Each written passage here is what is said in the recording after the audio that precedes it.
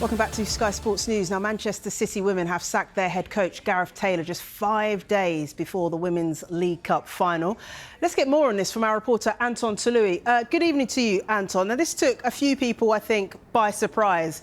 Why now, 5 days before a seismic cup final, have they sacked their manager? Look, this is a decision Manchester City did not want to take, given Taylor's time and standing at the club. But look, this is a results-based industry, and you only have to look at the league table to show Manchester City's results haven't been good enough. And it's not just the League Cup final that's coming up. This is a crucial period in Manchester City's season coming up. It could define their season the next 4 games, because they play Chelsea 4 times in 3 competitions in just 12 days, starting with that League Cup final. Then obviously they've also got a WSL game, which will have a huge say whether Manchester City can get back into the Champions League places, and they've got the quarter-final, 2-legged, of the Champions League coming up as well. So, like I said, Manchester City's last WSL game was a disappointing 1-1 draw against West Ham. They've dropped points in games this season where they've been expected to win, against the likes of Everton, for example, as well. So, if they can't be guaranteed to win those games against teams lower down the table, Manchester City want to find a head coach that they can have more of a chance of winning these big games against, because Manchester City do not want to finish outside the Champions League places for the second time in 3 seasons. That's what they're on course for if things continue as they are. That's why they've decided to make the change. Yeah, of course. They've got teams like Manchester United and Arsenal above them in the table. So, Anton, how do we judge Taylor's reign, both on and off the pitch, do you think?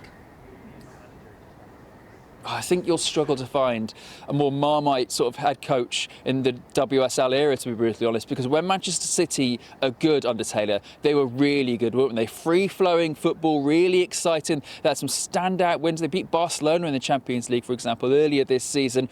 But obviously, you've seen them not do very well in terms of in the league positions. They never won the WSL under Taylor. In fact, you have to go back to 2016 for when they last won the WSL.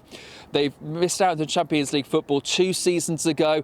They've rebuilt the side under Gareth Taylor. And look, it's fair to say, look, he had good relationships with some players, but sometimes with others, he didn't necessarily have sort of the strongest relationship. We've seen the likes of, obviously, so much attention on the Chloe Kelly situation in January, when she eventually ended up leaving to go to Arsenal. Ellie Roebuck's spoken out about her relationship with how she ended up with the club as well. We've seen key players like Kira Walsh, Georgia Stanway leave, Esme Morgan leave over the years as well. And Manchester City have rebuilt a side with the likes now of Viviana Miedemar and Bunny Shaw in the team, and basically, and Jill Roord as well. They just haven't been able to develop into a team that you know are going to put in a title challenge. And like I said, that's why the Gareth Taylor era will be seen as an exciting one, but one that ultimately hasn't quite met what it was supposed to do, which is go out, not just win the league, but dominate the competitions.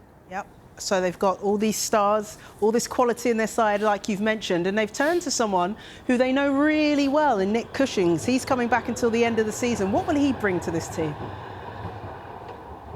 Well, it's tried and tested, isn't it, with Manchester City? Nick Cushing is not only the last man, but the only man to coach Manchester City to the WSL title. Look, he's come in, he knows not just obviously the team, he knows the ecosystem that is the team, in terms of he knows how they want to set up as a cult, the culture of the team and that kind of thing as well. So it's very much a safe bet. Remember, Nick Cushing still was on the payroll for the City group. He was the New York City FC head coach out in MLS, got fired in December, but he was still on the payroll, so Manchester City have decided to bring him in. Remember, he was also on the shortlist, somebody Arsenal wanted to speak to when they got rid of Jonas Eidevall earlier in the season as well. But we understand Cushing isn't in the running to take the job permanently. He'll be in charge until the end of the season. He's tasked with 2 things. One, making sure Manchester City win something this season, be it the Champions League, the League Cup this Saturday, and obviously the other thing will be trying to make sure Manchester City get back into those Champions League positions, because at the moment, as you were saying,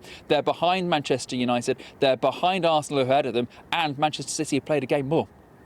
No pressure, Mr. Cushing. Just come in, win us a trophy, will you? My goodness me. OK, so if it's not Nick Cushing that takes this role permanently, what other names are in the frame for this?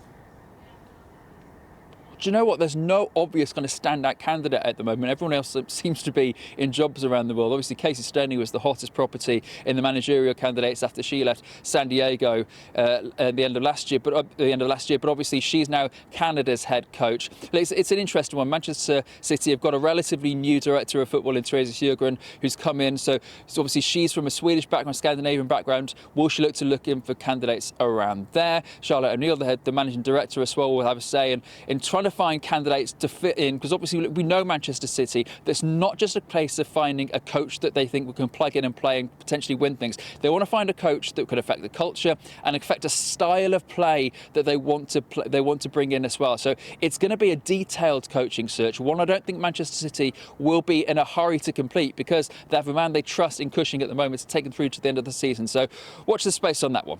Oh, we will be, and I know you'll be at the forefront of it. Anton Tolui, thank you very much.